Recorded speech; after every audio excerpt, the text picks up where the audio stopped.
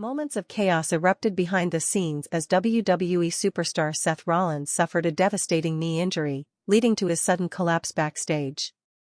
But what truly shocked fans was the emotional toll it took on Becky Lynch, who was immediately rushed to a California hospital for emergency evaluation.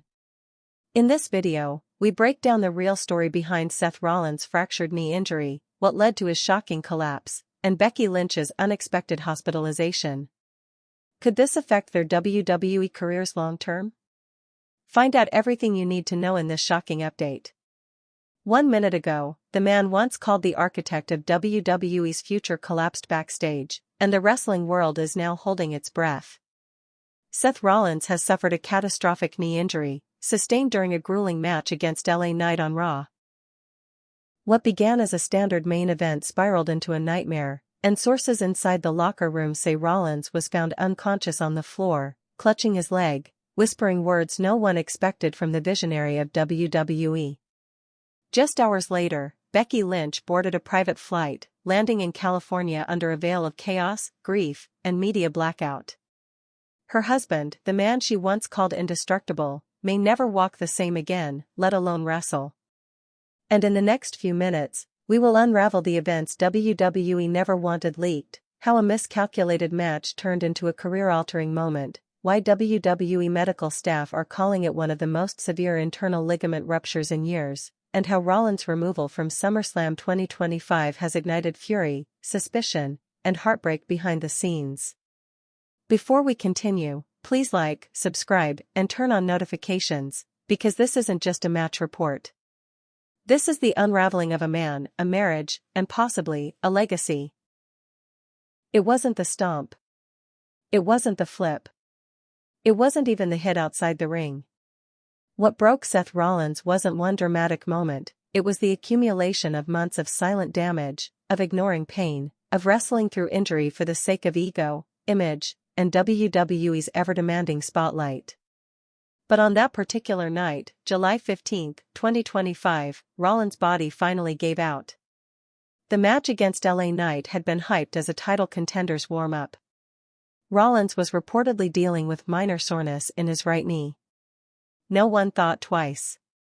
No one raised a red flag. Even Rollins himself, taped up, smiling backstage, laughed off concerns. "I've danced through worse," he reportedly said. But 12 minutes into the match, a leap from the top rope ended awkwardly. Cameras captured the awkward landing, but commentary moved on, until it became clear Rollins was limping, then favoring his knee, then trying to push through. Knight, professional as ever, adjusted, even attempted to call an audible. But Rollins waved him off. He wanted to finish it. And he did. But the cost was hidden behind the curtain. At 7:43 p.m., according to an unnamed production assistant, Rollins collapsed near the medical bay, just feet from the hallway where Becky Lynch had stood minutes earlier preparing for her own backstage promo. Staff were reportedly alerted when they heard a crash, a metal tray falling, and a muffled yell. He was found slumped against the wall, face pale, soaked in sweat, his leg at an unnatural angle. He kept whispering something, a ringside nurse later told WWE medics. He said, "Don't tell her yet. Please. Not yet." It wasn't just pain. It was panic. And it was clear, this was more than a sprain. An on-call orthopedic specialist was paged immediately. Paramedics were rushed in. Paul Triple H Levesque was pulled from a production meeting. Within minutes, WWE's internal team had locked down the hallway and enacted Protocol Red. An emergency medical clearance status used only in severe physical injury cases. What followed was not just medical, it was emotional devastation.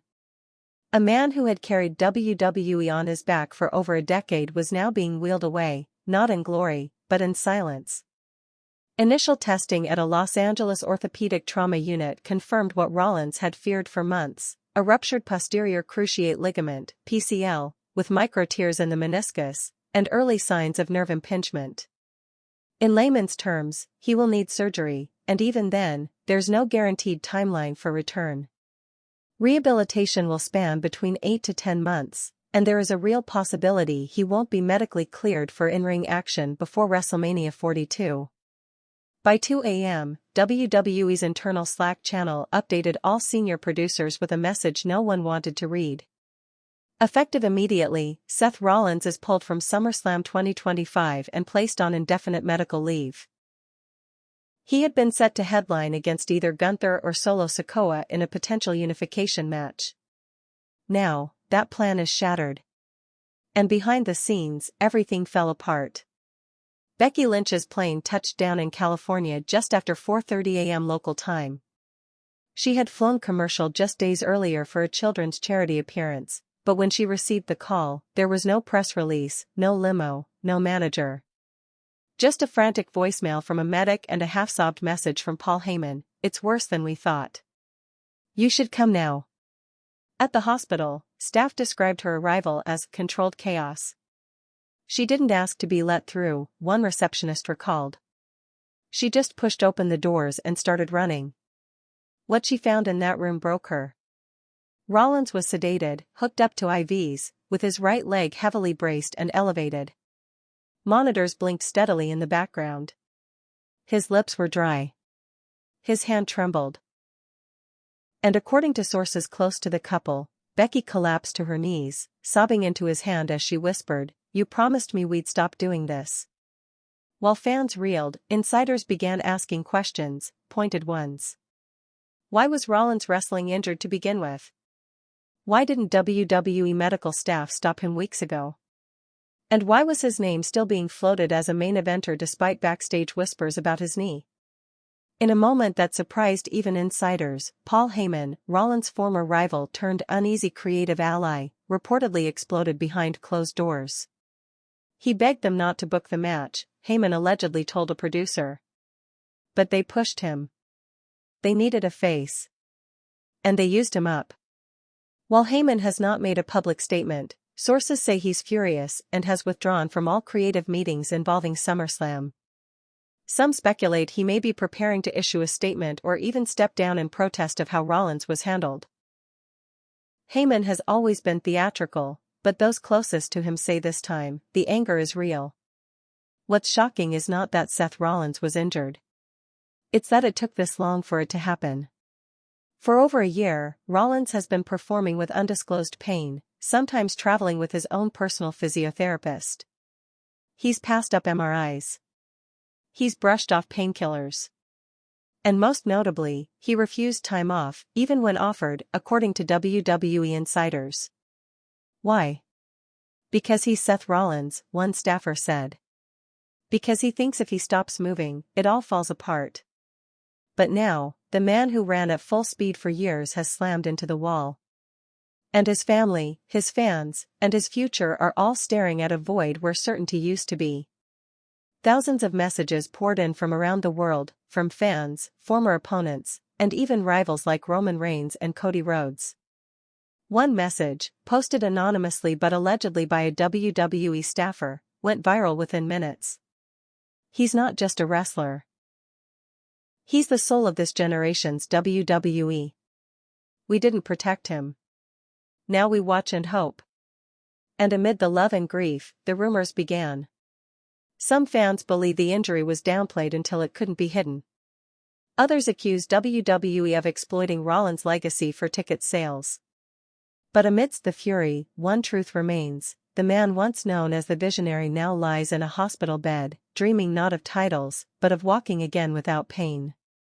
Becky Lynch hadn't slept. Not on the plane. Not in the car ride to the hospital. And not in the sterile waiting room where the walls hummed with the low, mechanical sounds of machines monitoring Seth Rollins' battered body. Doctors came in and out, their voices hushed, their language cautious. They spoke of ligament separation and internal swelling, of surgeries that couldn't wait and rehabilitation timelines that stretched well beyond 9 months. But for Becky, none of it registered, not really. The only thing that mattered was the image she couldn't get out of her mind, her husband, trembling and pale, whispering, "Don't tell her yet." Not because he didn't trust her, but because he didn't want her to see him broken.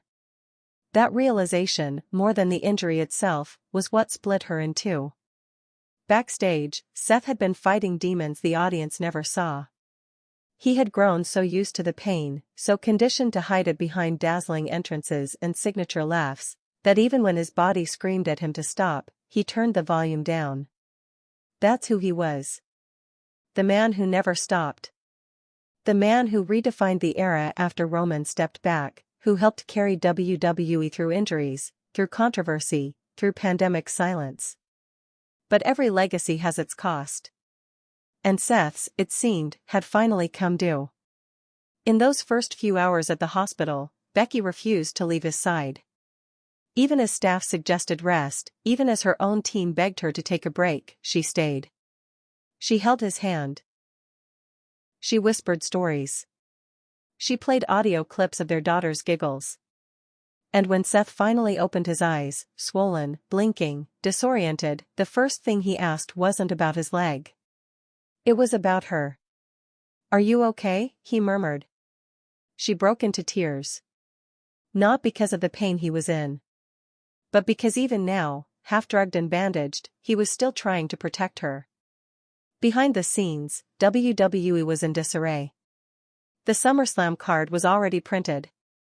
Marketing banners were already hanging in major cities. Contracts had been signed. Flights had been booked.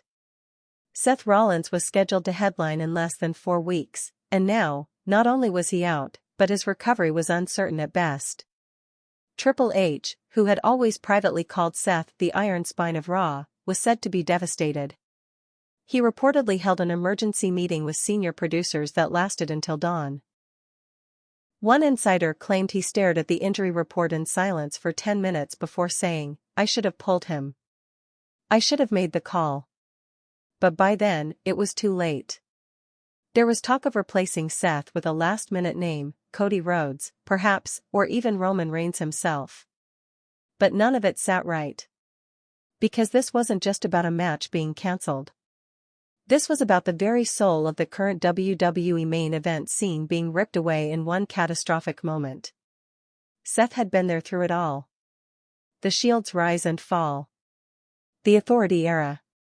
The pandemic tapings in front of empty chairs. The rebuild of a post-Vince era locker room.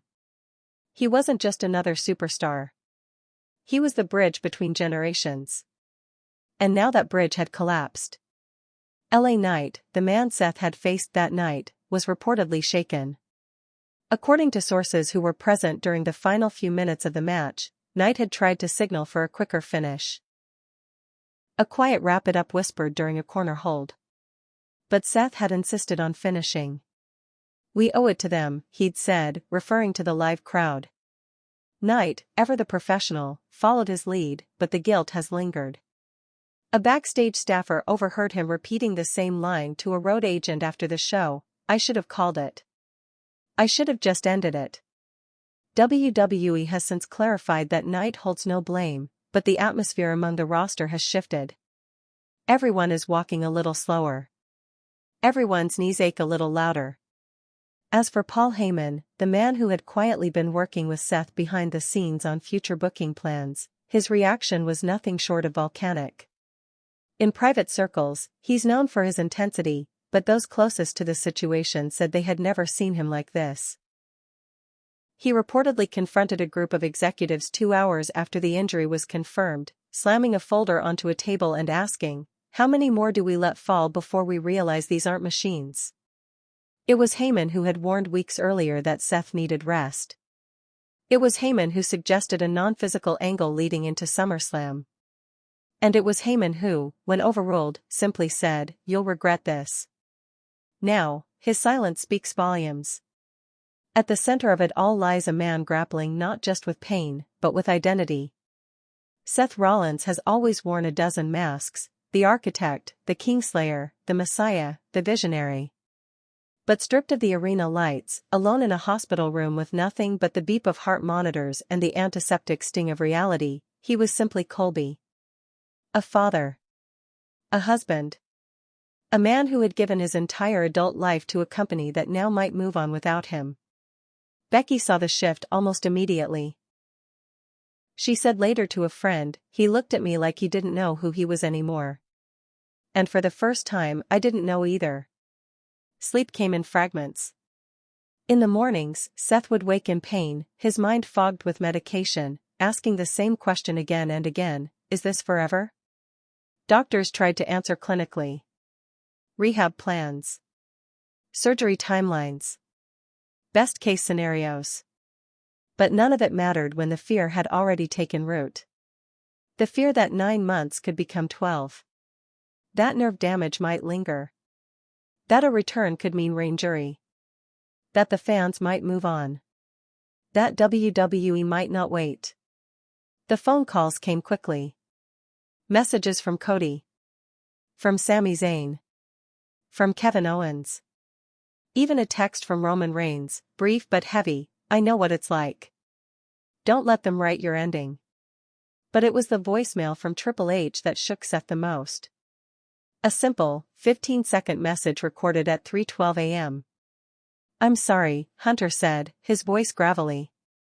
I should have protected you. Rest now. We'll fix this. The sentiment was genuine. But for Seth, the words landed like lead. Because the truth is, he had been warning them for weeks. Quietly.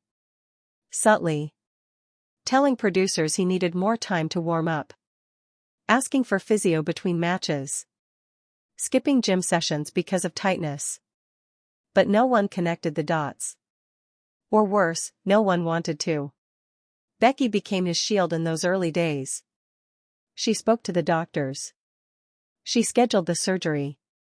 She declined all media interviews, even when a major sports network offered a 7-figure exclusive for a sit-down. There's no story, she told them. There's just a man trying to walk again. But inside, she was falling apart. She blamed herself. For not seeing the signs. For not convincing him to rest. For being so caught up in her own schedule that she missed the quiet breaking down of the man she loved. She found herself replaying their last conversation before the match. He had kissed her on the forehead, said wish me luck, and smiled. And she, rushing to wardrobe, had replied, you don't need luck. You're Seth Rollins. The guilt of that sentence sat on her like a weight she couldn't lift. Meanwhile, the WWE Universe was erupting. Fans organized vigils online, replaying his greatest matches. Tribute videos flooded TikTok and YouTube. Edits of Rollins cashing in at WrestleMania, of his battles with Roman, of his iconic entrances, all set to melancholic music, all captioned with one haunting question, is this how it ends? Speculation became its own beast. Conspiracy theories flooded Reddit threads. Some blamed the match with LA Knight as a setup, a way to quietly remove Rollins from a storyline he no longer wanted to be in. Others accused WWE of overworking him on purpose, to punish him for his alliance with Heyman backstage. None of it was confirmed. All of it was messy. But at the center of it stood a broken man and a woman clinging to hope. Becky's resolve hardened by the 5th day. She began organizing his care down to the minute. She installed a physical therapist inside their California estate. She canceled her own matches for the foreseeable future. She began coordinating nutritional plans and psychological counseling. Those close to her said she had entered militant mode, not out of control, but out of desperation. Because for all her strength, for all her resilience, she knew that this time, she couldn't fix him with words. This would take time. And time wasn't something the wrestling world had much of. Seth's surgery was scheduled for the following Monday. The operation would require reconstruction of the PCL and a tendon graft, taken from his hamstring. It was risky. The recovery would be long. The pain, intense. But Seth, ever defiant, simply nodded when told the details. Let's do it, he said. I've got people to prove wrong. But behind those words was a storm. That night, when the hospital wing fell quiet and Becky finally drifted into restless sleep, Seth asked a nurse to dim the lights. He stared at the ceiling for a long time. Then, almost inaudibly, he whispered to the empty room, what if I'm never him again? And no one had an answer. The day of the surgery arrived with a gray sky and a tension that wrapped around the hospital like a shroud. Becky sat beside Seth's bed as nurses prepped him for the operation. She held his hand tightly, her fingers laced with his, refusing to let go until the very last second. The room smelled faintly of antiseptic, and the quiet hum of machines felt louder than it should have. When the doctors wheeled him away, he gave her one last look, part defiance, part fear, and she mouthed the words she had said to him 1,000 times before every big match, "You got this." But this wasn't a match. There was no bell. No crowd. Just a team of surgeons and a ticking clock. The procedure took over 5 hours. Tendons were grafted. Ligaments reconstructed. Screws inserted. The operating room was a battlefield of precision and urgency. And while the doctors did their work, Becky paced the waiting area like a caged animal, ignoring calls, declining messages, refusing coffee. Her mind refused to wander into worst-case scenarios, but every minute that passed threatened to pull her into the abyss. She didn't cry, not yet. That would come later. When the surgeon finally emerged, still in scrubs, mask lowered, he offered a cautious smile. "He's stable." The procedure was successful. But the road ahead is long. This isn't just physical. You know that, right? Becky nodded. She knew. She had seen the cracks. Heard the silence in his voice. Felt the weight of doubt pressing down on them both. Seth woke hours later, groggy and aching, but lucid. His first words were to ask for Becky. When she entered the room, he tried to joke. Something about how hospital gowns were worse than his WrestleMania gear, but his voice faltered, and the laugh never quite came. She smiled anyway, sat beside him, and whispered, "You're here." That's enough. In the days that followed, the reality of the injury set in. The pain was relentless. Even with medication, there were nights where Seth couldn't sleep, couldn't breathe without feeling a knife twist in his leg. He hated the crutches. Hated the catheter. Hated the way the nurses looked at him with sympathy. But more than anything, he hated the mirror. The reflection no longer showed the visionary. It showed a man undone. A man stripped of his armor. A man afraid. Becky tried to stay strong, but she was unraveling in her own quiet way. She fielded calls.